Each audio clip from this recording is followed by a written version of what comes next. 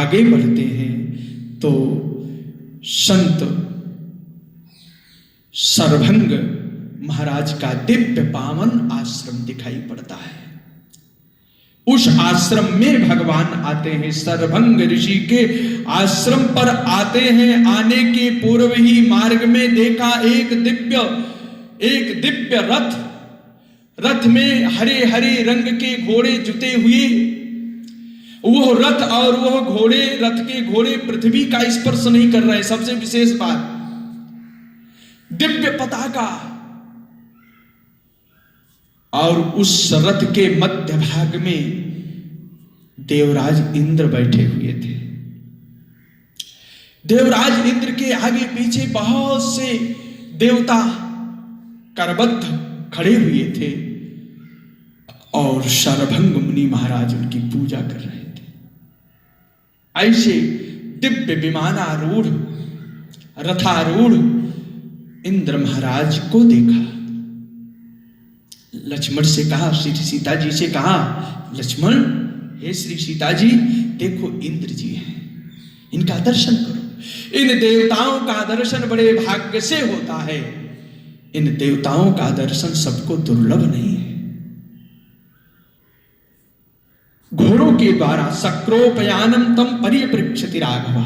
इनके हरित घोड़ों को देख करके भगवान ने यही कहा कि ये देवराज इंद्र है। महाभारत में भी हरित घोड़ों की चर्चा।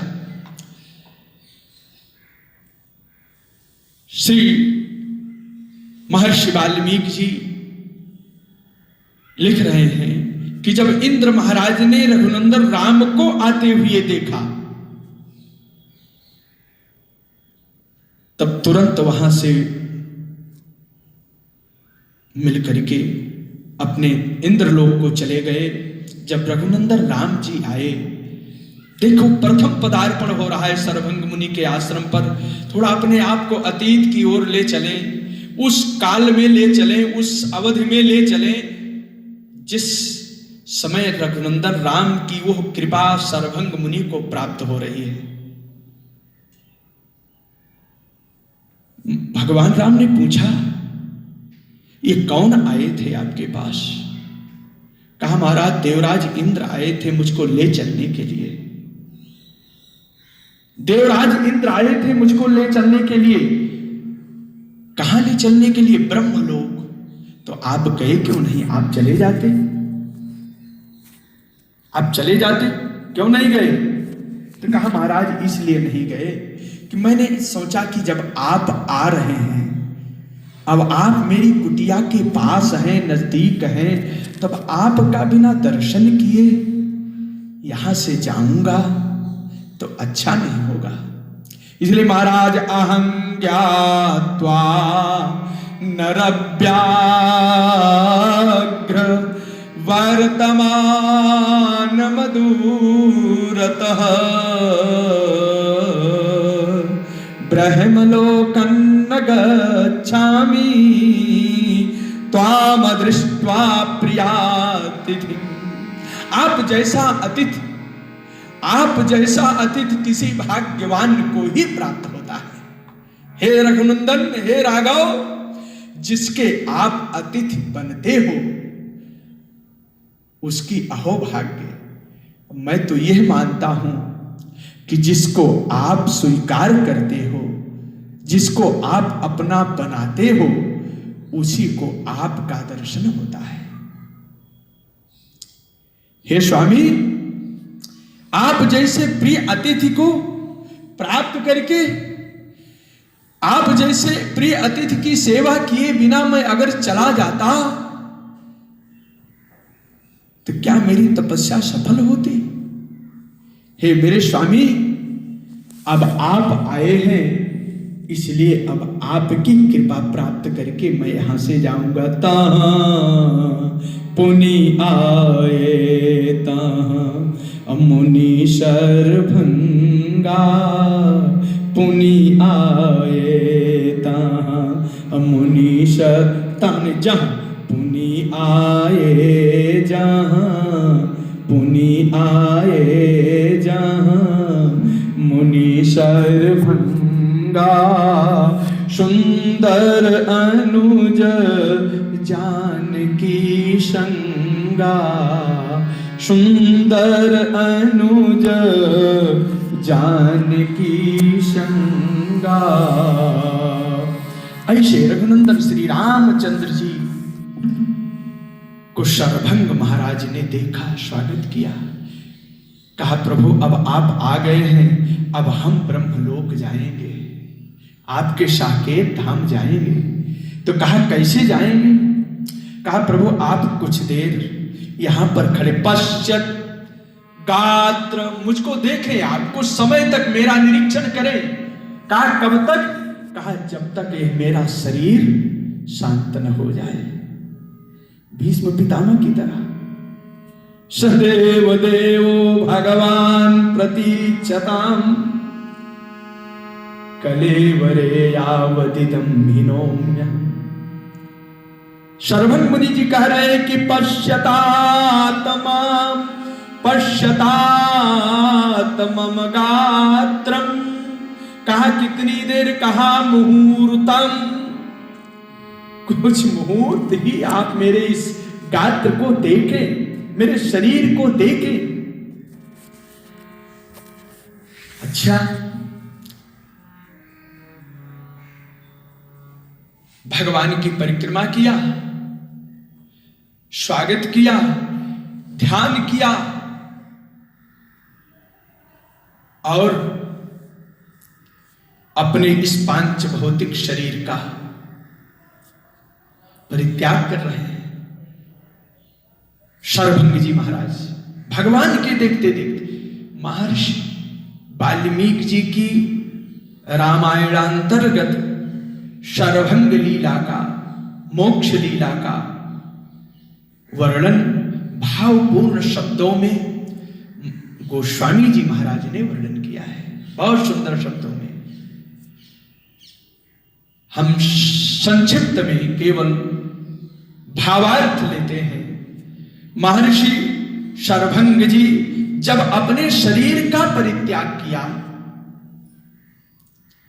और शरीर का को छोड़ करके जब ब्रह्मधाम में गए, तो अपने कमल के आसन पर बैठे हुए ब्रह्मा जी उठ करके खड़े हो गए। जब शरभंग जी को देखा तुरंत उठ करके खड़े हो गए। अब खड़े होकर के कहा आइए महाराज, आपका सुस्वागत है। स्वागत नहीं कहा, सुस्वागत कहा है। यह सुस्वागत क्यों कहा है? पितामहश्चापि समीक्षतं द्विजं तम शरभंगम द्विजं समीक्ष। किसने देखा? पितामह महाराज ने देखा। तो ननंद सुस्वागत मित्युवाच, ननंद सुस्वागत मित्युवाच। तो क्यों स्वागत किया? सपुल्य कर्मा भुवने दुजर्षभः पितामहं शानुचरं ददर्शः। पितामह महाराज भगवान ब्रह्मा ने अपने अनुचरों के साथ, सेवकों के साथ आए हुए शरभंग महाराज का दर्शन किया। पितामहश्चापि समीक्षतं द्विजं ननंद सुस्वागतमित्युवाच, ननंद सुस्वागतमित्युवाच। स्वागत करने का क्या भाव है? सुस्वागत किया। कहा आपका सुस्वागत इसलिए है कि परमपिता परमात्मा रघुनंदन श्री राम से मिलकर के आ रहे हो, इसलिए आपका सुस्वागत है। यदि राम के बिना मिले आ जाते तो हे मुनि आपका स्वागत होता, और आप भगवान राम से मिल करके आ रहे हो, इसलिए आपका सुस्वागत है। हे महामुने, अपने समस्त कर्मों को, कर्मों के परिणाम को, कर्मों के फल को, संपूर्ण साधना को साधना के परिणाम को आप भगवान राम के चरणों में समर्पित करके आ रहे हो, इसलिए आपका सुस्वागत है।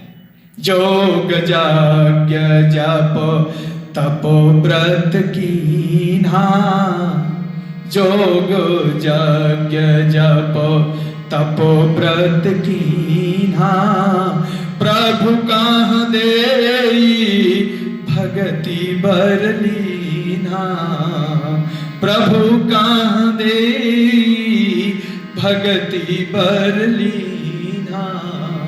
हे महामुने, अगर केवल तपस्या के साथ आते तो आपका स्वागत था, केवल योग मार्ग से आते आपका स्वागत था, लेकिन आप तो भक्ति के साथ आ रहे हो, इसलिए आपका सुस्वागत है। सुस्वागत मृत्युवाच। इस संसार में गीता श्रुति क्या कह रही है? गीता श्रुति क्या कह रही है? यद करोषि यद स्नासि यज्जुहोषि ददासि यत् तपस्यसि कौन्तेय तद कुरुष्व मदर्पणम्। जो खाओ जो पियो भगवान में अर्पण करते हुए, यद करोषि यद स्नासि यज्जुहोषि ददासि, जो भी दान दक्षिणा, व्यवहारिक पक्ष पारमार्थिक पक्ष दोनों रूप में क्रियमाण जो कर्म है और उन कर्मों के जो परिणाम है, सब भगवान में समर्पण करते हुए चलना चाहिए। इसी समर्पण भाव के कारण शरभंग महाराज का सुस्वागत हो रहा है। केवल पुण्य कर्मों को ही नहीं, शुभाशुभ फलैरेवं मोक्ष से कर्म बंधनैः संन्यास योग युक्तात्मा विमुक्तो मामुपश्यति।